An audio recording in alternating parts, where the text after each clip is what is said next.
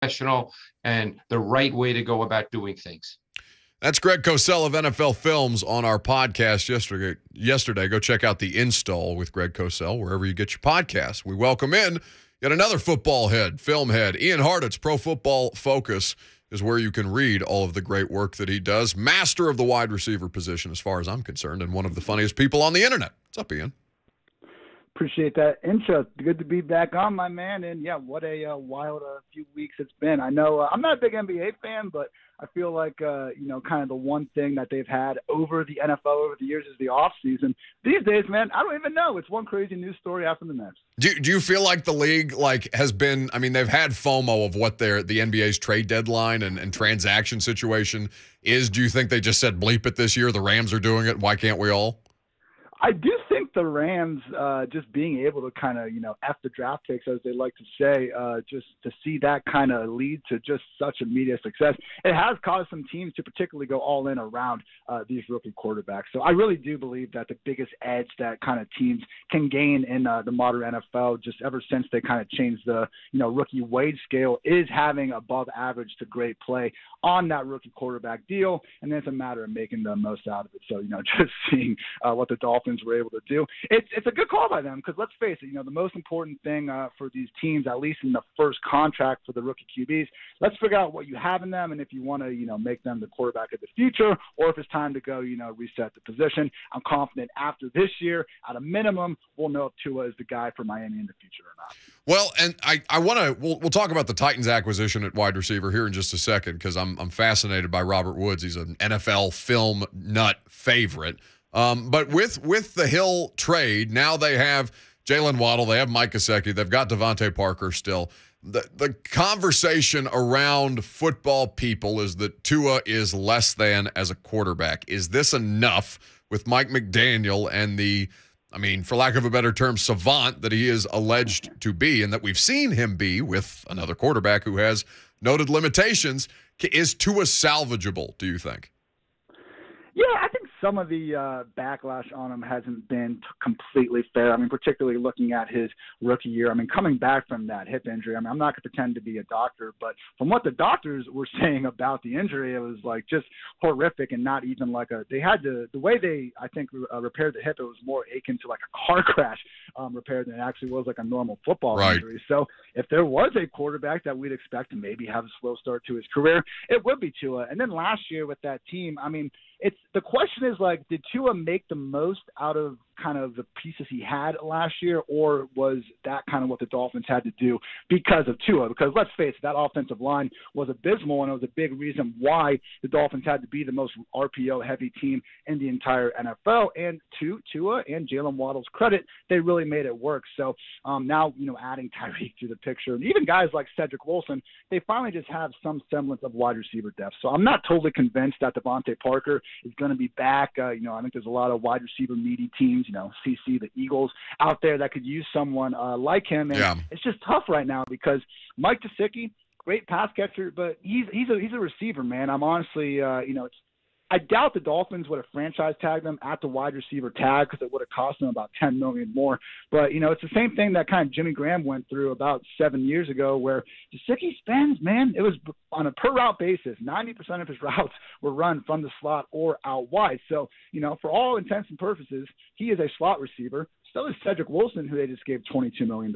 Obviously, Tyreek and Jalen Waddle aren't leaving the field, and you still have Parker there for now. And they re-signed Durham Smythe, who was their normal inline tight end. So, there's only one ball to go around, and a lot of mouths to feed in Miami. So at least from a, production fantasy perspective, I think on both teams, man, really the only winner here is Tua. Let's see, how much he can really make out of this. So. Are the Chiefs going to have to change the way that they play without Tyreek? Yeah, man. Look, I would give Devontae, the wide receiver, one crown in the league, best wide receiver. But I don't think there's another player other than Tyreek that strikes more fear into opposing defenses. Right. And, you don't need to take my word for it. I think I saw it was Casey Hayward on Twitter just saying that, when his teams would have faced Tyreek, and Lord knows he has enough over the years, always being stuck in the AFC West with the guy, they just could not play man against the Chiefs. And it's really concerning looking with Mahomes. Look, losing Tyreek from any offense would obviously be concerning for the quarterback. But what happened to Mahomes last year for at least a long stretch? It was the first time we kind of saw him struggle, in large part because of all those two deep defenses that forced him to take what was there underneath. I mean, those underneath areas of the field are going to be more crowded than ever without someone like Tyreek stretching those defenses down the field. So, no, it's terrible. And, for guys like Travis Kelce and even Mecole Hardman, Clyde Edwards-Helaire, whoever you want to say, in Kansas City right now, it's just going to be that much harder for them in the underneath intermediate areas of the field. So I know they now have a lot of salary cap room, and they have some extra high-round draft picks to hopefully, pull off the Moneyball approach. Even if you can't get Tyreek back, you can maybe get three guys that, kind of equal his production. But it's going to be tough, man. And as great of a job as the Chiefs front office has done over the years, and, fair play to them. 2 Super Bowl bursts is nothing to scoff at by any stretch. At the same time, you look at their last 2 high-round picks at skill position, wouldn't exactly say Mecole Hardman and Clyde Edwards-Helaire have met expectations. So hopefully they can bring in the right rookie receivers because, we know it. Whenever you have Mahomes under center, you are a legit Super Bowl contender, and you figure to be for the next decade plus potentially. Hopefully that, they're able to improve the skill position corps because right now, man, we ranked every team's running back, wide receiver, tight end rooms. We all love Kelce and Juju's fine, but I think you'd be hard-pressed to put the Chiefs even in the top half of the league at this point. Oh, the people in Nashville are naked in the streets. Across AFC cities, naked in the streets to hear that the mighty Chiefs are going to be at least a little more human than they might otherwise been, other than the $500 million quarterback that's just wreaking havoc on the conference. Small thing still there. It's just one little fire-breathing dragon. That's all it is, Ian. At Hartitz on the socials is where you can follow him. Pro Football Focus. Ian Hartitz here with us breaking down the transactions in the NFL. All right, so rule number 1 for any NFL team, unless you disagree with this, Ian, should be in the offseason to prioritize offensive efficiency. Am I correct in saying this? Yep, it's 2022, man. Okay, so if I say to you, Robert Woods comes to the Tennessee Titans, torn ACL, whatever, but you say what as far as what that does to the offensive efficiency of a team that is very, very much run-based? I think Woods is the most ideal number 2 wide receiver the Titans could have gotten to complement A.J. Brown. You said it. They're a run-first offense. Number 1 wide receiver in PFF run blocking grade last year, Robert Woods. I believe it was either Stephen Ruiz or Benjamin Solak, both fantastic writers over at The Ringer. But one of the big things that I saw them breaking down after the Robert Woods injury last year was how Cooper Kupp's role had to change and how he had to actually take on more responsibilities as a blocker himself because of what the Rams were able to ask Woods to do inside that offense. There might not be a more versatile receiver in the league. And all you Deebo Samuel stands, chill out. Okay, he's awesome too. But Woods, in terms of what he can do as a receiver, 2018 to 2020, catching 90 balls, over 1,000 yards basically annually. Again, number 1 run blocking wide receiver in the NFL. And even as a rusher, man. Only 5 wide receivers have had at least 50 rush attempts over the last 4 years. Deebo Samuel, Curtis Samuel, Cordero Patterson, if you still count him as a wide receiver, Tyreek Hill, and Robert Woods. And look, Deebo, he's flashier. I think he's a kind of stockier guy. He's just electric in terms of breaking tackles. That's not Robert Woods. But at the end of the day, we care about the yards they gain, and only Tyreek Hill has averaged more yards per carry than Robert Woods out of that group. They use him differently, but look, man, in terms of do I think Woods is going to have the best season of his career? No, because he was getting 130 targets annually with the Rams. Even Corey Davis's year in 2020, I've been hearing people kind of comping oh, look, we got another good number 2 receiver, but I don't see them being used the same way. And even in that year, Corey Davis only had 92 targets in 14 games. So I don't think Woods, from a personal standpoint, his fantasy production is going to be putting up bonkers numbers or anything, but they don't need him to. Robert Woods is now the number 3 option in an offense, and I think he's just, again, the perfect sort of versatile chess piece. Doesn't need 10 targets a game to make, a huge impact on the game. So, in terms of a real-life addition, I absolutely love Bobby Trees in Tennessee. Oh, you can't put the Titans and fantasy implications in the same sentence. Other than that skyscraper of a running back, this is a godforsaken place for wide receiver, just pass catchers in general. Volume. Man, I'll tell you what about Henry, though. One small thing is they brought back Dontrell Hilliard. Yep. I was really hoping they would let Henry catch the ball a little bit more in 2022. Low-key, he had 18 catches in only 8 games last year. I mean, his career high is 19 catches in a single season somehow. I'm not saying the dude's Austin Eckler or Christian McCaffrey, but I don't know if we can find a way to get Henry out in the open field a little easier. I'd sure appreciate it. At least just have him on the field, man. I know a lot of us were, I think, rightfully mocking the Bengals for not having Joe Mixon on the field, for that final 4th down in the Super Bowl. And not quite as important, but if you go back to the Titans last year, week 2 against the Seahawks, I mean, it was 4th and 2, 4th quarter, up 3, Seattle 29-yard line. They had Jerry McNichols in the backfield to throw a pass. So I just don't know why in these, high leverage situations, teams can't get guys like Derrick Henry, Nick Chubb, Joe Mixon on the field. It's like they're playing Madden and they put in, their 3rd down running back, and they just refuse to change that regardless of the situation. Oh, so, you've hit a nerve. Ian, you've hit a nerve. The phone lines have lit up. Do you know how often people are screaming at me on social media while I'm sitting in the press box because Derrick Henry has come off the field on 3rd and 3? It's so annoying, man. Ian Hartitz of Pro Football Focus is here with us on 104.5 The Zone. So in looking at the rest of the NFL and understanding that you guys are currently going through your positional rankings at Pro Football Focus. By the way, if you want to get smarter about the sport, I'm not saying you need every number in the world, but Pro Football Focus has some really, really good ones. Well worth your subscription if you're somebody who follows this stuff on a very, very intricate basis. They'll provide you the information that you need. In looking at this, in looking around the AFC specifically, because I don't know what to make of the NFC other than everybody left it outside of Tom Brady who wanted to go back. Who do you feel at this point has the best collection of skill position players on an AFC roster? I don't, I haven't gone through team by team and rank them, but it's hard to look at that Broncos team and not be anything other than impressed, man. Obviously, we all know how great Russell Wilson can be and just has been really throughout the duration of his career. But it's an interesting opportunity I think we're going to have, particularly in fantasy football, to take advantage of the uncertainty going around in Denver because we don't know what the pecking order is going to be at wide receiver, and there's a lot of great guys out there to potentially soak in those targets. So Cortland Sutton, Jerry Jeudy, Tim Patrick got a big extension. KJ Hamler's coming off an ACL.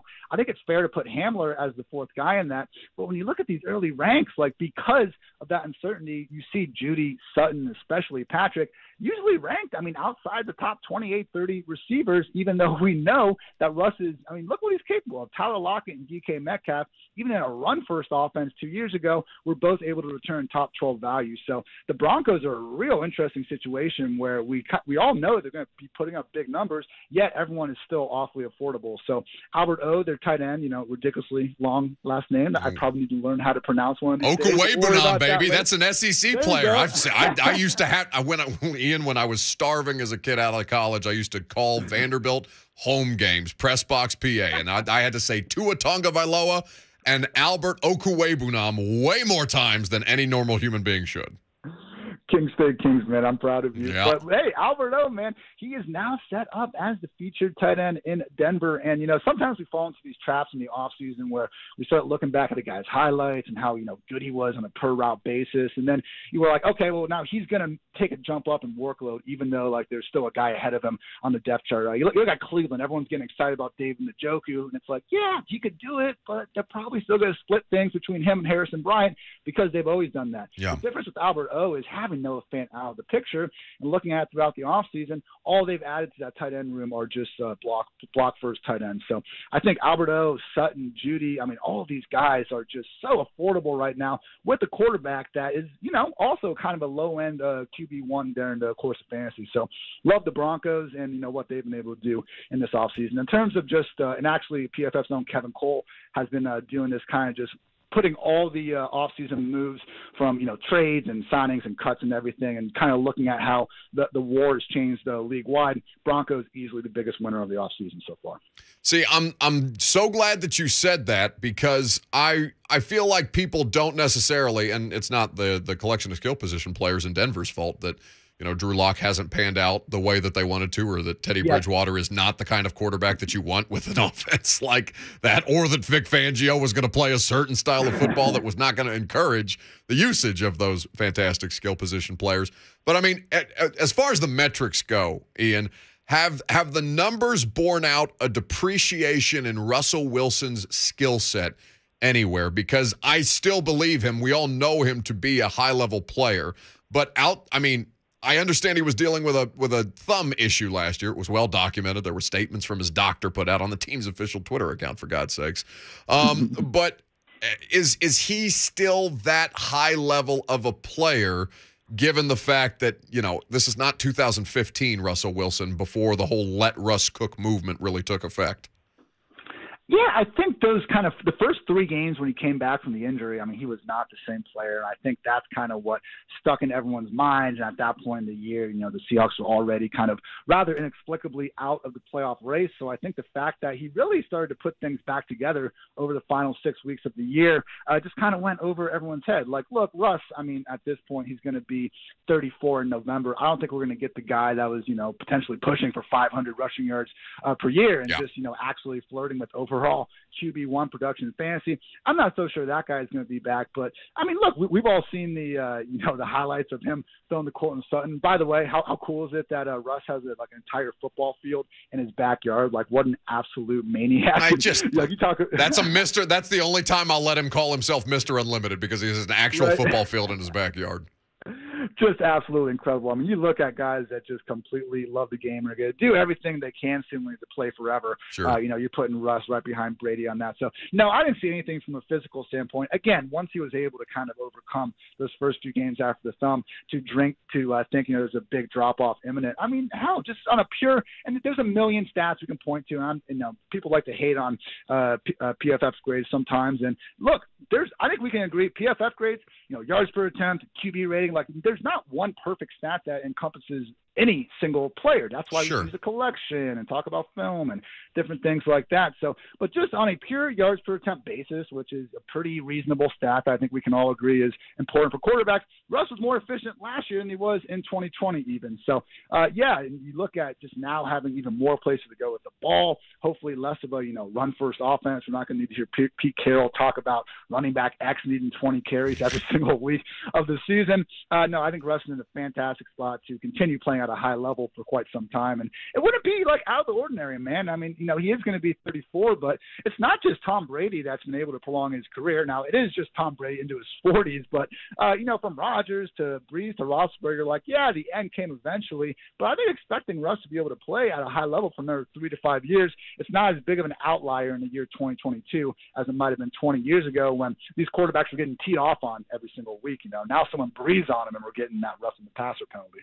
At Hartitz on the socials. He's an incredible follow, not just for the statistical information and context that he is able to provide to you as a part of your football analysis, not extremes, groundbreaking analysis here on Sports Talk Radio that you do not have to use one thing solely as gospel. It can be a collection of things in helping you to form your opinion. Pro Football Focus is where you can read all of the great work that he and his colleagues do. Buddy, I always appreciate the time. Thanks for making us a little smarter.